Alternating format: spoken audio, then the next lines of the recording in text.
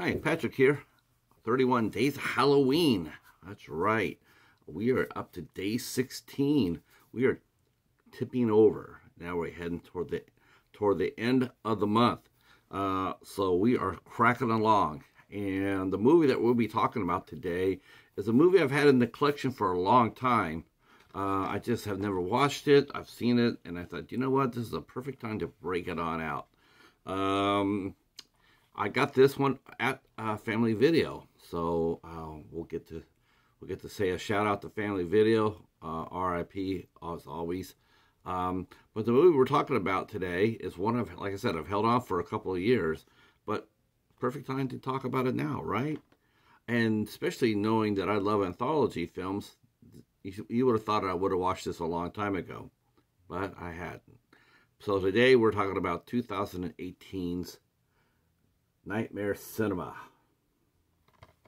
So this is a very, very fun, fun movie. It's an anthology movie. It's directed by.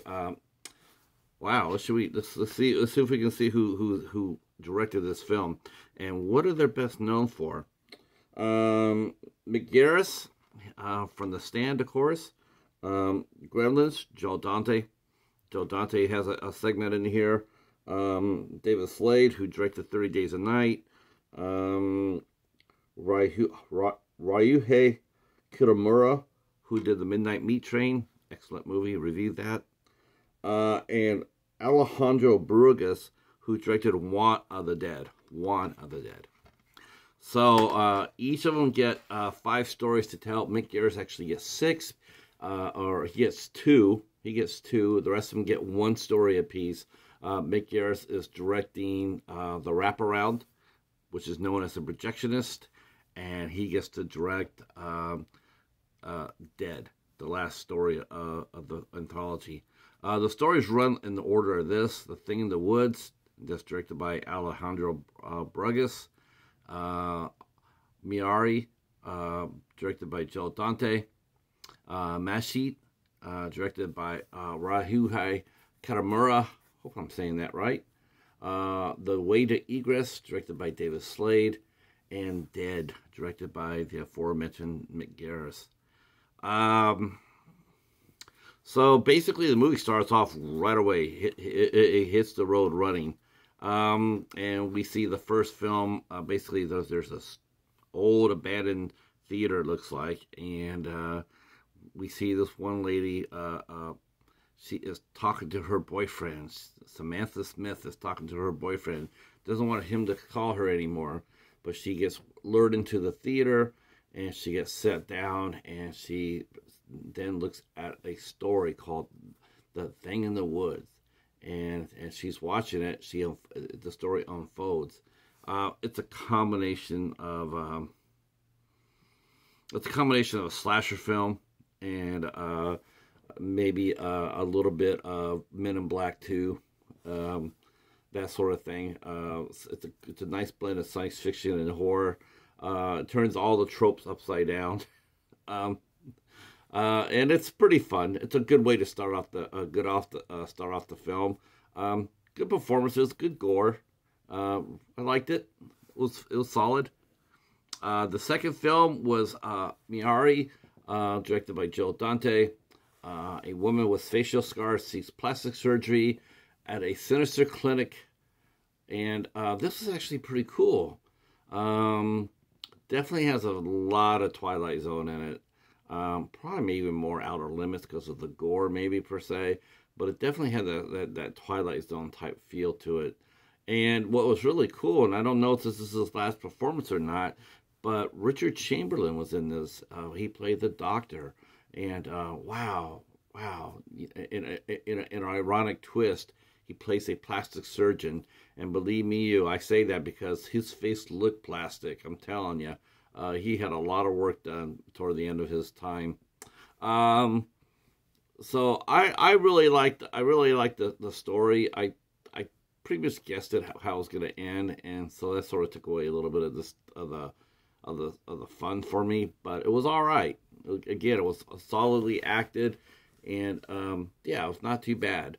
And then we beat the Projectionist too. The Projectionist is played by Mickey Rourke, and he looks like he's having a blast. He looked like he was happy to be there. His Projectionist was an interesting character, really interesting actually, and so that's when we meet the Projectionist, and we see him again. We see him with the third story with this Mashit, which is about a group of Catholic school kids become possessed by a sex-crazed demon, starring Maurice Bernard from General Hospital, which was really cool to see. I was really surprised. I was like, wow, because I've always thought that he should have been doing stuff way before, when he was on top of his game as Cindy Corinthos on General Hospital. I thought he should have been working at anything that moved, TV shows, movies, while his star was white hot. I don't know why that necessarily didn't happen for him. I know his character was so popular, but believe me, he could have said, "Hey, time out on the Sonny storylines. Let me go ahead and make a couple of movies, get my face out there doing something else other than playing Sonny." It could have been here too. He plays the Catholic priest, and it's a different type of role. People might see Maurice Bernard in. The story is okay. It's a combination of it's the most ambitious. I'll tell you that, because Rahe Kitamura definitely loves Dario Argento, and that is a love letter to Dario Argento. Not only the storyline, but and also some roots to his own filmmaking in Japanese horror and J-horror. There's a lot of J-horror elements in here too. But Argento is definitely the dominant factor in his story, and the music is great, the gore is great. This is a fun one. The fourth one stars The Way to Egress, and again, this is another type of Twilight Zone type of story, directed by David Slade. Women waiting for doctor's appointments experience disturbing shifts in reality. This one stars Hallmark Channel regular Elizabeth Reeser, along with a cameo by none other than Patrick Wilson. This was a hard one to understand. Woman she sounds like she's just slid off the side of the road, and she's just falling, and she doesn't see any way out. It's a really interesting film, interesting tale. I probably, of all the movies, of all the segments, this is the one I probably have to go back and rewatch a couple of more times so I can get it. It's a different one, it's sort of different.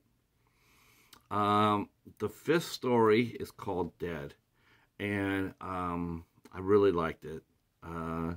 This was probably had the most heart to it, and this was directed by Mick Garris. An adolescent piano prodigy dies, is revived, and is under attack from supernatural forces. So this stars a young actor I've never seen before named Folly Radekhaven, and another lady who I never saw before, another young actress. Her name was Lexi Pantera, 2 R's. And of course, Annabeth Kish is in it, and some of you might remember her from the X-Files. Wow, so this was a pretty cool one. This is one where a little bit of the Sixth Sense comes into play. A piano prodigy named Riley gets shot after seeing his parents get killed. For a minute there, I thought he was going to turn into Batman, but he sees his parents get killed, and he gets killed. He gets killed himself, but they revive him at the hospital, and then he's able to see. Dead people, and so, and the first person he sees is his mom. His mom is really interested in having him join her, but Riley isn't quite there yet, and so he's starting to feel better, get better. He's still seriously wounded, so he's not going to be getting out anytime soon. But as he walks to hospitals, he sees various dead people, and he meets a young patient named Casey who also can see them, because Riley has been dead for 17 minutes and Casey was dead for 6. She did it off an attempted suicide, but they both can see dead people, and so they're telling she's warning Riley that not everybody is as nice as they seem. His mom is insisting on her joining the party, and that, as far as Riley coming in,